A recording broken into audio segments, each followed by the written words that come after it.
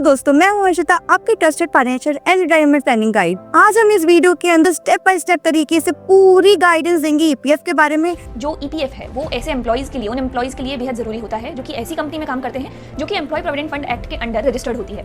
साथ ही ऐसी कंपनीज जहां पर 20 से ज्यादा एम्प्लॉइज होते हैं वहां भी ईपीएफ अकाउंट होना बेहद जरूरी होता है। ईपीएफ किसी जॉब करने वाले व्यक्ति के सैलरी से एक अनिवार्य योगदान है। ईपीएफ में हर महीने कर्मचारी की बेसिक सैलरी से 12% पैसा काटकर ईपीएफ अकाउंट में डाल दिया जाता है। EPF invests 15% of fresh money collected every year in equities. सबसे पहला सवाल है, व्हाट इज ईपीएफ? ईपीएफ यानी एम्प्लॉय प्रोविडेंट फंड, एक ऐसा रिटायरमेंट सेविंग प्लान है जहां आपकी बेसिक सैलरी प्लस डीए का 12% हर महीने कटता है और कंपनी भी 12% डालती है। इसमें आपको 8.33% की पेंशन स्कीम में चला जाता है और बाकी ईपीएफ के फंड में जाता है। ये पैसा गवर्नमेंट बैक्ड फंड में इन्वेस्ट होता है और आपको मिलता है फिक्स टैक्स फ्री रिटर्न जो इस वक्त ऑलमोस्ट 8.15% पर एनम का है। Part 2, tax benefits of EPF. EPF सिर्फ एक सेविंग टूल नहीं है बल्कि ये है एक टैक्स बचाने वाली मशीन, क्योंकि इसके अंदर आता है ट्रिपल ई का बेनिफिट। एग्जाम्प्ट जब आप इन्वेस्टमेंट करते हो, एग्जाम्प्ट जब आपका जो इन्वेस्टमेंट है वो ग्रो करता है, एग्जाम्प्ट जो पैसा आपको मिला है बाद में मैच्योरिटी में वो भी होता है टैक्स फ्री। आप इन तीनों पॉइंट को डिटेल में समझते हैं। सबसे पहला पॉइंट है सेक्शन 80C का। अगर आप ओल्ड स्कीम के अंदर इन्वेस्ट करते हैं तो आपको मिलती है 1.5 लाख तक की डिडक्शन का अलाउंस। फिर जो आपको इंटरेस्ट मिला, जो अपन ने डिस्कस किया था 8.1525% जो भी मिलेगा वो उस पर भी कोई भी टैक्स नहीं लगता है। और अगर आपने 5 साल नौकरी करी है तो जब आप रिजाइन करते हो या आपने रिटायरमेंट पे आते हो तब आपका जो मैच्योरिटी पे अमाउंट मिलेगा वो भी होता है टैक्स फ्री। अब इसके अंदर एक कैच है, अगर आप अपनी जॉब छोड़ देते हैं 5 साल से पहले तो आपने जो कंट्रीब्यूट किया है उस पे भी टैक्स लगेगा, प्लस आपका जो इंटरेस्ट कमाया है उस पे भी टैक्स लगेगा। एग्जाम्पल से समझते हैं, मान लीजिए राहुल ने 3 साल काम किया और उसने 3.5 लाख ईपीएफ से विड्रॉ कर लिया, तो इसमें जो एम्प्लॉयर ने दिया था और जो इंटरेस्ट मिला दोनों आएंगे राहुल के इनकम में और उसके स्लैब के रेट के हिसाब से इनकम टैक्स लगेगा। अगर एम्प्लॉयर का कंट्रीब्यूशन 1 लाख है और इंटरेस्ट 60,000 है तो उसे 1.6 लाख पर टैक्स पे करना पड़ेगा। सेक्शन 80C के अंदर अपन ये तो देखा था कि 1.5 लाख तक का डिडक्शन मिलता है, पर बहुत से लोग ये नहीं जानते हैं कि अगर आपका ईपीएफ का कंट्रीब्यूशन 2.5 लाख से ज्यादा है 1 साल के अंदर तो उसके ऊपर जो 2.5 लाख से ऊपर आपने कंट्रीब्यूट किया उसकी जो इंटरेस्ट मिलेगा उस पे लगेगा टैक्स। फॉर एग्जांपल 2.5 लाख की लिमिट थी और आपने 3 लाख रुपए इन्वेस्ट कर दिए तो जाने की 50,000 यानी 3 लाख माइनस 2.5 लाख 50,000 रुपए जो भी आप इंटरेस्ट कमाएंगे 8% से उस पे लग जाएगा टैक्स।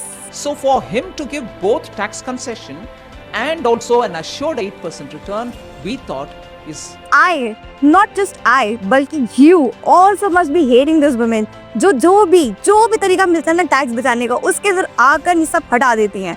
2.5 लाख की लिमिट रख दी, भाई क्या जरूरत थी? ईपीएफ के अंदर अच्छा खासा कंट्रीब्यूट करे थे, आज 8% का इंटरेस्ट मिल रहा था, वो भी टैक्स फ्री। लेकिन यहाँ गई नहीं 2.5 लाख से ऊपर कंट्रीब्यूट नहीं करने देंगे आपको, 2.5 लाख से कम ही रखो अपना जो कंट्रीब्यूशन है। Part 3, EPF withdrawal conditions. अब दोस्तों बहुत कंफ्यूजन होता है कि यार ये ईपीएफ का विड्रॉल आखिर कब कर सकते हैं, तो मैं आपको इस वीडियो के अंदर बताती हूँ कि ऐसी कौन सी कंडीशंस है। पहली कंडीशन है रिटायरमेंट। अगर आप 58 ईयर्स प्लस है और रिटायरमेंट ले रहे हैं, वॉलंटरी रिटायरमेंट ले रहे हैं, तो आपका जो भी आप मैच्योरिटी पे लेना चाहते हो पूरा पैसा विड्रॉ कर सकते हो और इस पे भी कोई टैक्स नहीं लगेगा, ना ही कोई रिस्ट्रिक्शंस है। पहली कंडीशन होगी रिटायरमेंट। अब दूसरी कंडीशन है रेजिग्नेशन, कि आप नहीं काम करना चाहते तो भी अगर आप रेजिग्नेशन देते हो और 2 महीने तक कोई और एम्प्लॉयमेंट में नहीं जाते हो तो आप अपने ईपीएफ का पैसा विड्रॉ कर सकते हो।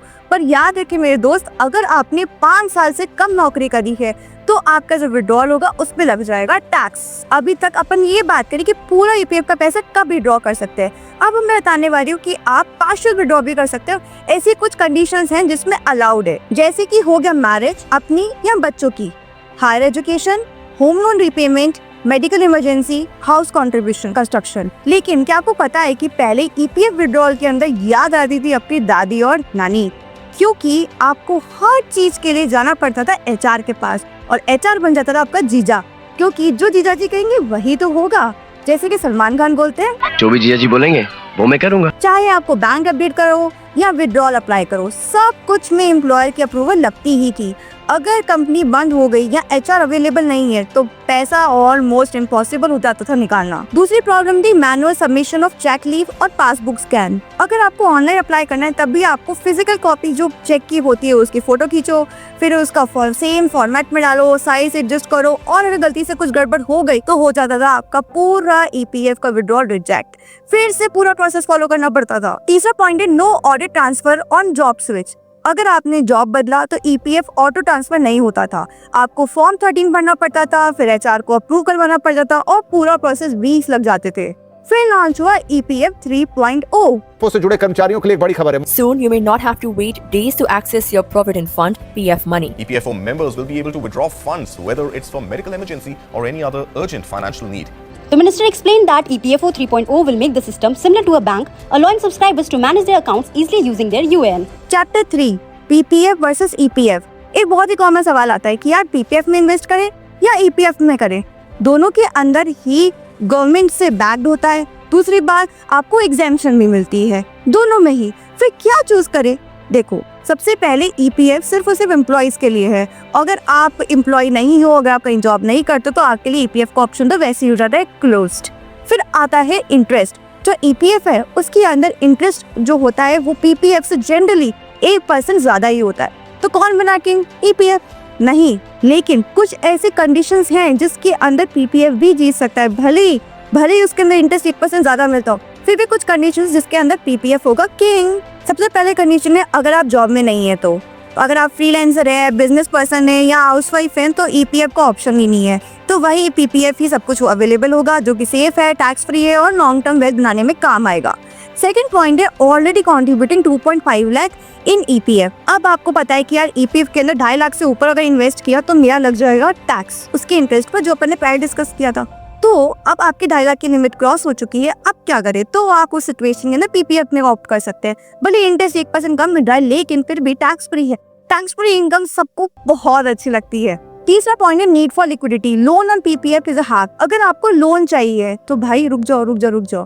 आप लोन लेने के लिए अगर आपके पास PPF खुला हुआ है तो आप उसके अगेंस्ट बहुत ही कम इंटरेस्ट रेट के ऊपर ले सकते हैं लोन। इसका मतलब ये है कि आपका जो अकाउंट है जिसमें इंटरेस्ट आ रहा है वो तो चालू है ही, साथ में आपको मिलती है लिक्विडिटी। जो जनरली ऐसा होता है कि हमने यार पैसे डाल दिए, निकाल भी नहीं सकते, 15 साल का 5 साल का लॉक इन पीरियड है, तो ये लोन के थ्रू आपके पास लिक्विडिटी की फैसिलिटी भी आ जाती है। नेक्स्ट पॉइंट है शॉर्ट जॉब टेन्योर। अब मैं उन दोस्तों के बारे में बात करने वाली हूँ जो सोच रहे हैं कि यार मुझे जॉब तो करनी है बट सिर्फ 2 या 3 साल, उसके बाद तो पापा का बिजनेस संभालूंगा या मुझे खुद का स्टार्टअप खोलना है। तो अगर आपका फिक्स है कि आपको जो जॉब करनी हो 5 साल से कम करनी है तो आप PPF में इन्वेस्ट करें, क्योंकि अगर आपने EPF में किया तो आपके विड्रॉल पे लग जाएगा टैक्स और इंटरेस्ट पर भी और मैच्योरिटी पर भी।